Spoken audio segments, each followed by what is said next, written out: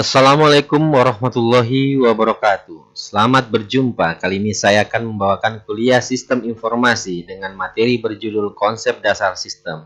Materi ini merupakan materi pengantar sebelum kita bahas secara mendalam tentang konsep dasar sistem informasi. Pengertian sistem.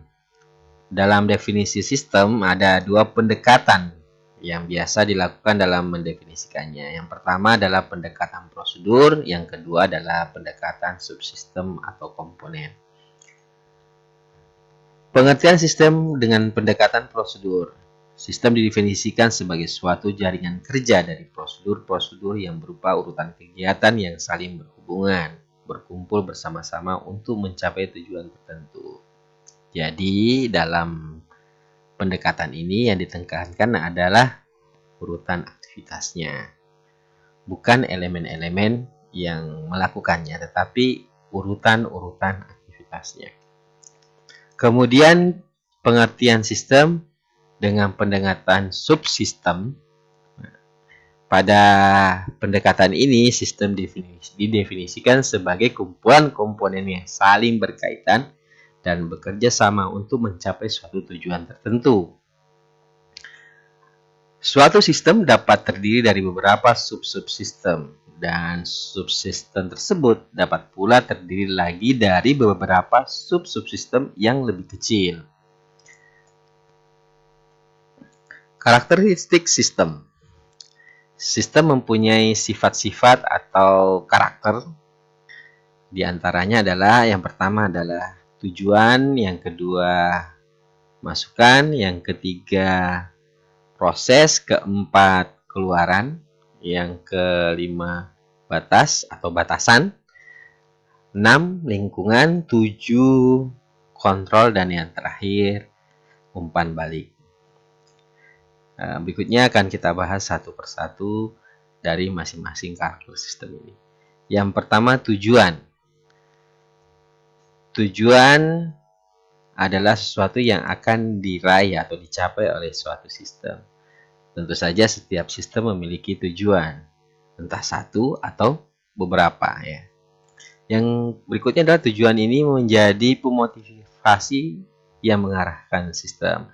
Tanpa adanya tujuan, sistem menjadi tak terarah dan tak terkendali. Tentu saja tujuan antara satu sistem dengan sistem yang lain bisa saja berbeda-beda. Masukan. Masukan adalah segala sesuatu yang masuk ke dalam sistem dan selanjutnya menjadi bahan untuk diproses. Masukan dapat berupa hal-hal yang berwujud maupun yang tidak tampak. Contoh masukan yang berwujud adalah bahan mentah, sedangkan contoh yang tidak berwujud adalah informasi. Proses. Proses merupakan bagian yang melakukan perubahan atau transformasi dari masukan menjadi keluaran yang berguna. Misalnya berupa informasi dan produk. Tetapi bisa saja berupa hal-hal yang tidak berguna. Misalnya saja pada pabrik kimia, prosesnya tentu saja bisa saja menghasilkan limbah industri ya, baik yang mencemari udara maupun sungai misalkan. Atau pada sistem pernafasan ya. Sistem pernafasan ada hal yang berguna ya. Pernafasan menghasilkan oksigen yang dimanfaatkan sebagai proses pembakaran dalam tubuh kita. Tapi ada juga yang tidak berguna dan dikeluarkan kembali ke udara, yaitu karbon dioksida misalnya. Keluaran adalah hasil dari energi yang diolah dan diklasifikasikan menjadi keluaran yang berguna dan sisa pembuangan.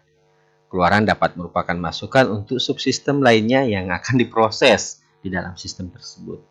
Jadi merupakan aktivitas berikutnya ya, di mana suatu sistem lain menerima masukan dari subsistem lainnya yang kemudian akan diproses oleh subsistem tersebut. Jadi merupakan rangkaian aktivitas. Pada sistem informasi, keluaran bisa berupa suatu informasi, saran, cetakan laporan, dan sebagainya. Mekanisme pengendalian dan umpan balik.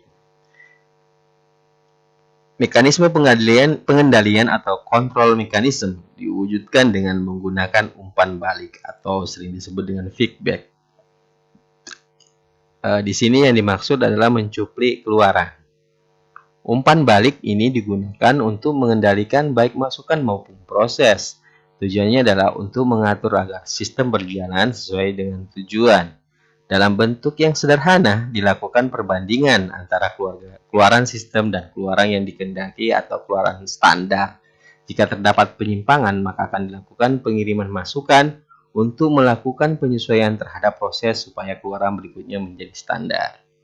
Nah, bila penyebab penyimpangannya justru terletak pada proses, maka prosesnya yang harus diperbaiki. Pada sistem informasi, cara pertama yang dapat kita lakukan adalah memberikan masukan pada setiap individu atau memberikan ringkasan kinerja terakhir untuk kegiatan manajemen. Adapun hal yang terakhir yang sering terjadi pada sistem informasi, justru pada program komputernya lah yang salah, sehingga keluarannya tidak sesuai dengan yang diinginkan, tidak sesuai dengan masukannya, gitu. Sehingga perlu perbaikan atau revisi dari program komputer tersebut. Selanjutnya, batasan atau sering disebut dengan boundary. Batasan adalah pemisah antara sistem dan daerah di luar sistem. Dengan kata lain, batasan menjadi pembeda antara batasan dengan lingkungannya. Batas sistem menentukan konfigurasi ruang lingkup atau kemampuan sistem. Sebagai contoh, tim sepak bola mempunyai aturan permainan dan keterbatasan kemampuan pemainnya. Atau contoh yang lain adalah pertumbuhan sebuah toko kelontong. Ini akan dipengaruhi oleh lingkungannya, dibatasi oleh lingkungannya, misalkan pelanggan, gerakan pesaing, dan ketersediaan dana dari bank. Kemudian dalam sebuah sistem bisa saja mengalami perubahan-perubahan batasan. Misalkan saja adanya perubahan sistem penjualan di sebuah perusahaan. Misalkan dari sistem tradisional berbasis kertas, kemudian bertransformasi, merubah aturan, berubah batasan menjadi sistem pemesanan dilakukan secara langsung, di mana ada beberapa aktivitas itu menjadi tidak ada gitu karena tergantikan oleh sistem online. Lingkungan adalah segala sesuatu yang berada di luar sistem atau sering disebut dengan entitas-entitas luar. Jadi lingkungan bisa saja terdiri dari beberapa entitas luar yang memiliki pengaruh terhadap sistem. Pengaruh ini bisa positif maupun negatif. Lingkungan negatif adalah lingkungan yang merugikan, dan tentu saja ini harus ditahan dan dikendalikan supaya tidak mengganggu kelangsungan operasi sistem. Sedangkan pengaruh positif adalah pengaruh yang menguntungkan, yang tentu saja harus tetap dijaga karena akan memacu kinerja dari sistem itu. Selanjutnya adalah subsistem dan supersistem. Sebuah sistem umumnya tersusun atas sejumlah sistem-sistem yang lebih kecil.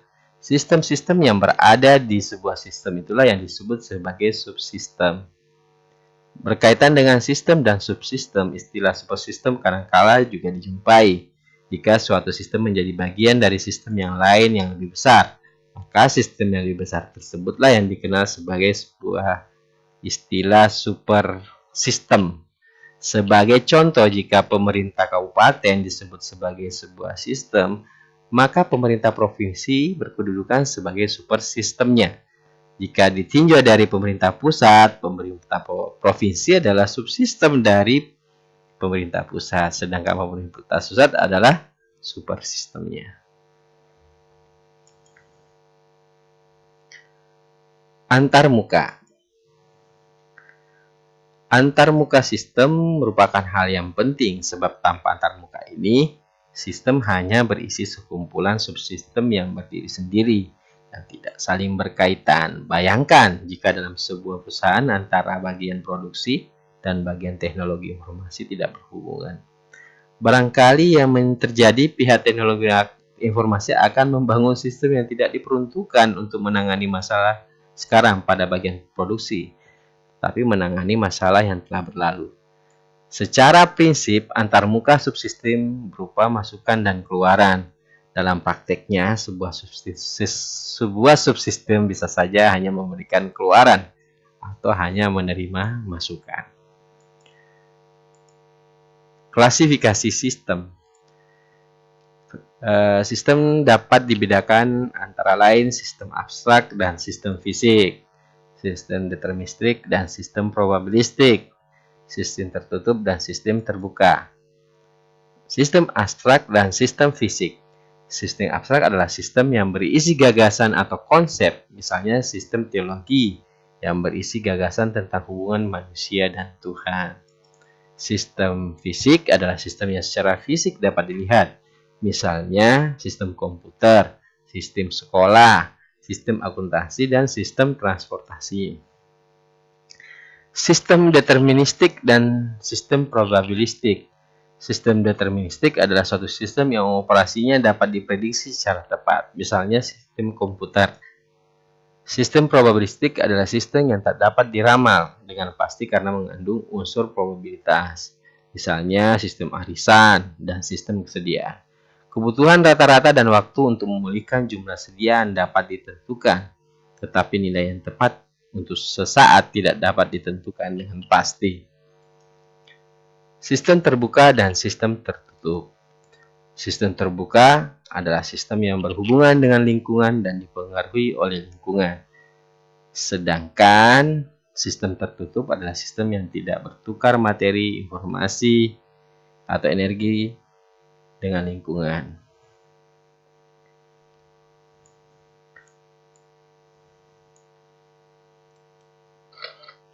Demikian tadi materi tentang konsep dasar sistem informasi. Pada pertemuan berikutnya kita akan membahas konsep dasar data dan informasi.